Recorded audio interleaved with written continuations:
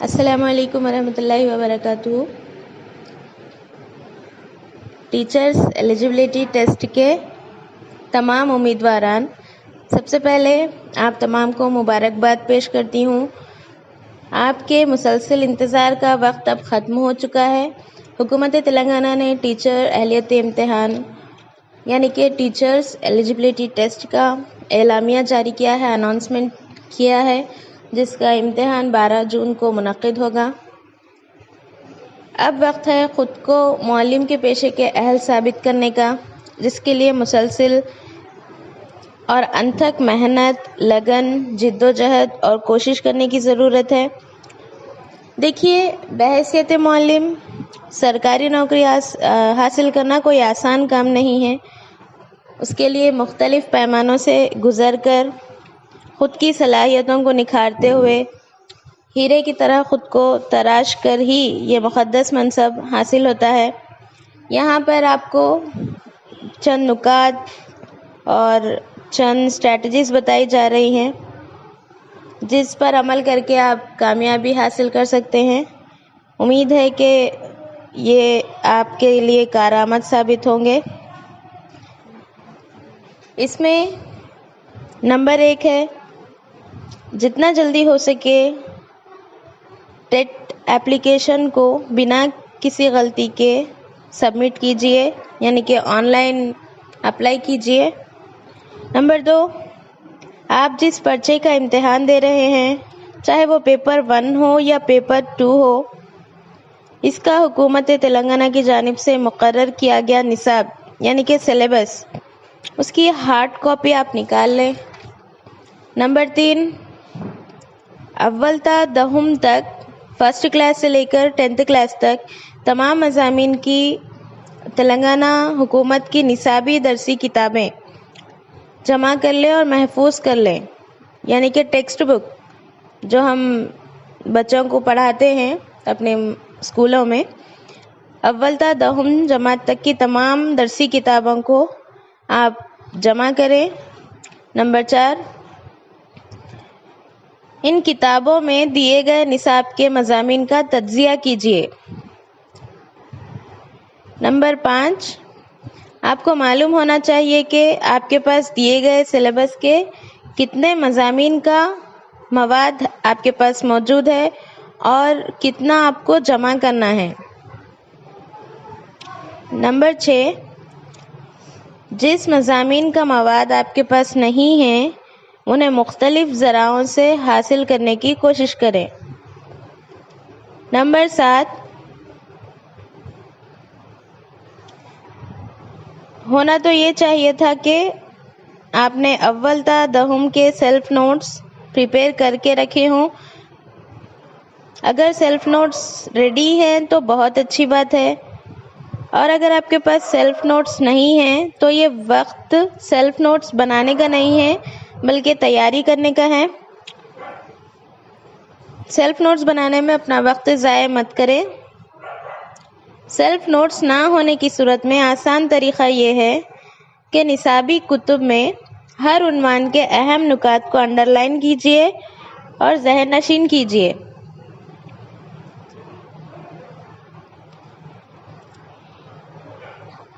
اپنے لیے نظام الاوقات ٹائم ٹیبل متعین کیجیے۔ ایسا ٹائم ٹیبل بنائیے جس میں وقت کا ضیاع نہ ہو۔ اس کے بعد کس مضمون کو کتنا وقت دیا جائے، یہ آپ کو مقرر کرنا ہوگا تاکہ ہر مضمون کی برابر تیاری ہو سکے۔ یہ وقت جن مضامین میں کمزوری ہے اسے دور کرنے کا نہیں ہے بلکہ کنٹینٹ پر عبور حاصل کرنے کا ہے۔ مثال کے طور پر اگر آپ کو میتھس میں کمزوری ہے، میتھمیٹکس میں، ریاضی میں کمزوری ہے، تو آپ کو اس کمزوری کو دور کرنے کا وقت اب نہیں ہے۔ آپ کو دیگر جو مضامین کا کنٹینٹ ہے اس پر عبور حاصل کرنے کی ضرورت ہے۔ اگر آپ اپنا سارا وقت صرف ایک ہی مضمون پر لگا دیں گے تو باقی کے مضامین چھوٹ جائیں گے۔ ना आप मैथ्स पर उबूर हासिल कर पाएंगे और ना ही दीगर मज़ामीन पर आप ग्रिप हासिल कर सकेंगे। लिहाजा तमाम मज़ामीन को बराबर वक्त देना ज़रूरी है और इसके लिए आपको अपना टाइम टेबल ऐसा तैयार करना चाहिए जिसमें हर मजमून को एकसा वक्त हासिल हो सके।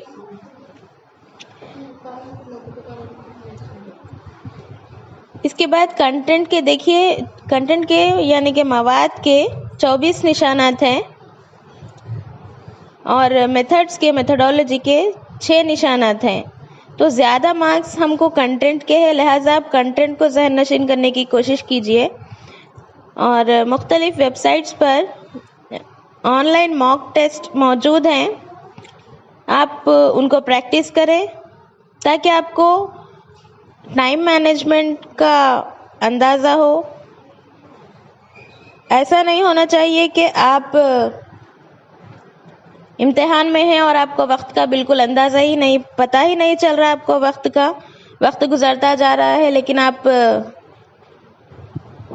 सवालात मुकम्मल नहीं कर पा रहे हैं। ऐसा नहीं होना चाहिए। इस चीज़ के हवाले से अगर आप ऑनलाइन मॉक टेस्ट प्रैक्टिस करेंगे तो आपको आइडिया हो जाएगा कि आप कितने वक्त में कितने क्वेश्चंस को सॉल्व कर पा रहे हैं। जैसा कि आपको मालूम है कि इम्तिहान CBRT होने वाला है, कंप्यूटर बेस्ड होने वाला है, ऑनलाइन होने वाला है। आपको इस बारे में मालूम होना चाहिए। आप रोज़ाना व्हाट्सएप ग्रुप्स, टेलीग्राम ग्रुप्स और दीगर सोशल मीडिया पर मौजूद ऑनलाइन मॉक टेस्ट की रोज़ाना हर मजमून में प्रैक्टिस कीजिए। इसके बाद CDP यानी कि चाइल्ड डेवलपमेंट पेडागोजी में ज़्यादातर अप्लाइड क्वेश्चंस आते हैं।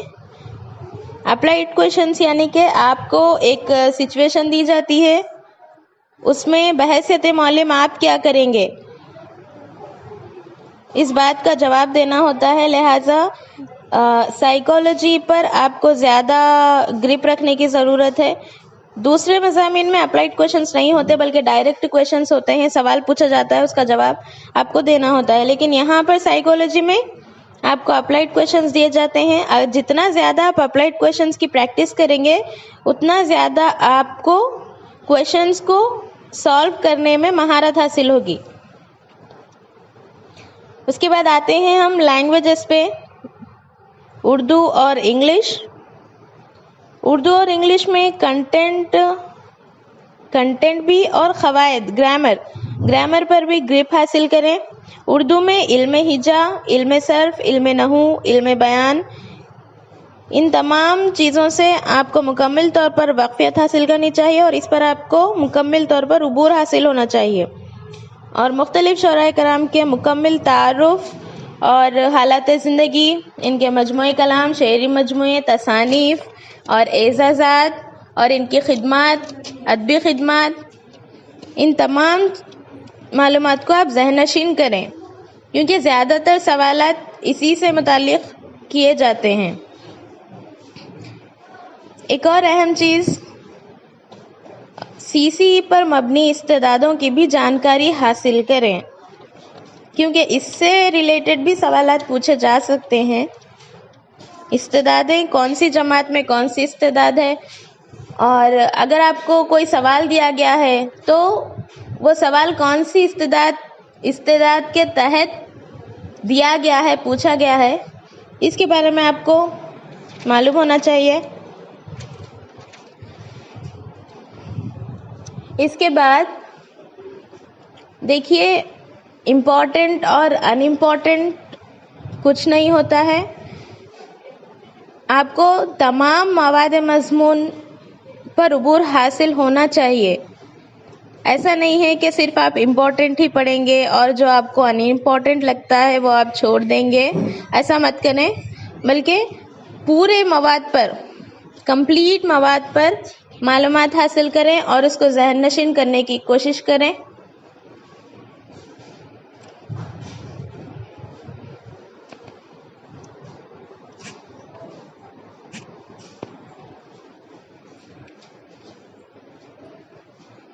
اس کے علاوہ اگر آپ کے پاس فرسٹ کلاس سے لے کر 10th کلاس تک کی تمام درسی کتابیں موجود ہیں تو فرسٹ پریفرنس آپ صرف درسی کتابوں کو دیجیے. اپنا ایک پرسنل سیٹ بنائیے جس میں آپ انڈر لائن کر سکیں اور ذہن نشین کر سکیں، کیونکہ اب نوٹس بنانے کا ٹائم تو رہا نہیں، لہٰذا آپ کو جو بھی آپ پڑھیں گے آپ درسی کتاب میں سے ہی پڑھیں گے، لہٰذا جو بھی آپ پڑھیں گے اس کو انڈر لائن کیجیے تاکہ آپ کو ذہن نشین ہو جائے.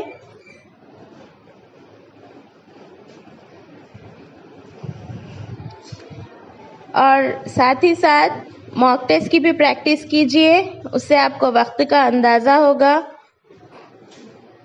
اور چائلڈ ڈیولپمنٹ اور سائیکولوجی سے متعلق بھی آپ تمام تر مواد پر عبور حاصل کیجیے.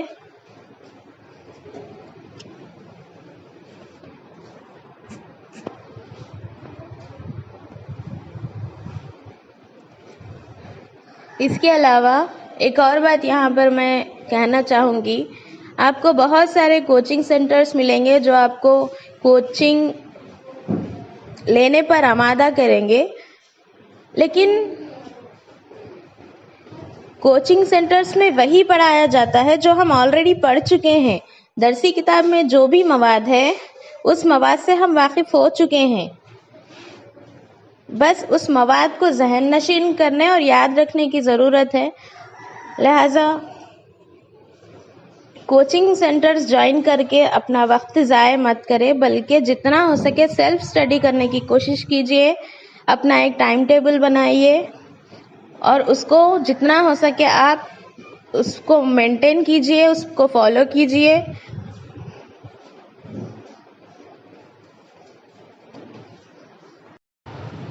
یہاں پر میں اپنا ایک پرسنل ایکسپیرینس بھی شیئر کرنا چاہوں گی ای وی ایس کے حوالے سے. ای وی ایس کا جو سبجیکٹ ہے اس میں آپ کو جنرل سائنس بھی انکلوڈیڈ ہے، بایولوجیکل سائنس بھی انکلوڈیڈ ہے، فزیکل سائنس بھی انکلوڈیڈ ہے، انوائرمنٹل اسٹڈیز بھی اسی میں انکلوڈیڈ ہے.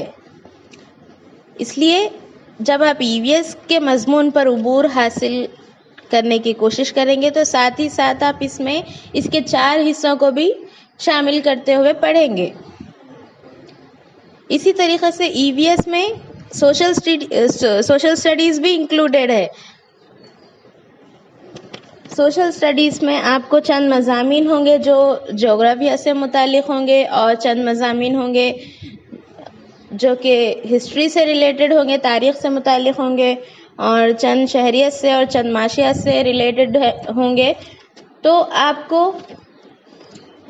فرسٹ سے لے کر 10th کلاس تک کے ٹیکسٹ بک میں سلیبس کاپی دیکھتے ہوئے جو بھی ٹاپکس آپ کو سلیبس میں دیے گئے ہیں ان تمام ٹاپکس کو کنٹینٹ سے جوڑتے ہوئے آپ کو اسٹڈی کرنا ہے، کون سی کلاس میں کون سا ٹاپک دیا گیا ہے. اگر آپ اس طریقے سے کریں گے تو آپ ٹوٹلی فلی کور کر پائیں گے. ادروائز آپ صرف ای V S up to 3rd 4th 5th اتنا پڑھیں گے تو یہ کافی نہیں ہوگا، کیونکہ جہاں تک میری نالج ہے آپ کو اپ ٹو 10th تک کا سائنس اینڈ سوشل 2 ملا کر آپ کو ای وی ایس میں انکلوڈ ہوتا ہے، لہٰذا اس کا مواد زیادہ ہے. آپ کو اس پر بھی زیادہ وقت دینے کی ضرورت ہے، اس کا مواد بھی زیادہ ہے، لہٰذا اس کے لیے ٹائم تھوڑا سا زیادہ مختص کریں. دیکھیے، کامیابی کا صرف ایک ہی اصول ہے، وہ ہے محنت. There is only one key to success and that is hard work. ہم اپنی مدد آپ کریں، کسی اور کے بھروسے پہ نہ بیٹھیں یا پھر کسی کوچنگ سینٹر کے بھروسے پر نہ بیٹھیں. جتنا ہم اپنی مدد آپ کریں گے، سیلف ڈیپینڈنٹ ہوں گے، ہمیں اتنی ہی آسانی ہوگی وقت کو مینج کرنے میں. اگر ہم دوسروں کے بھروسے پر، دوسروں پر انحصار کر کے اپنے وقت کو ضائع کر دیں گے تو اس میں صرف اور صرف ہمارا ہی نقصان ہے. وہی ٹائم آپ کوچنگ سینٹرز کے بجائے، ڈسکشن اسٹڈی، گروپ اسٹڈی کے بجائے سیلف اسٹڈی کرتے ہوئے سیلف نوٹس بنانے میں صرف کریں گے تو آپ کو زیادہ فائدہ حاصل ہوگا. تو یہ چند باتیں تھیں جو میں آپ سے شیئر کرنا چاہ رہی تھی. آپ لوگ خوب محنت کیجئے، خوب اچھی تیاری کیجئے، دعاؤں کا بھی اہتمام کیجئے، نمازوں کا اہتمام کیجئے، اور ٹائم کم ہے، کنٹینٹ زیادہ ہے، لہٰذا آپ کو ایک منظم انداز میں تیاری کرنے کی ضرورت ہے. میں اللہ تعالیٰ سے دعا کروں گی کہ اللہ تعالیٰ آپ کے تمام کاموں میں آسانیاں پیدا فرمائیں اور آپ کے ذہنوں کو، حافظے کو تقویت عطا فرمائیں اور آپ تمام کو اس ٹیٹ کے امتحان میں امتیازی کامیابی عطا فرمائیں. جزاک اللہ خیرہ.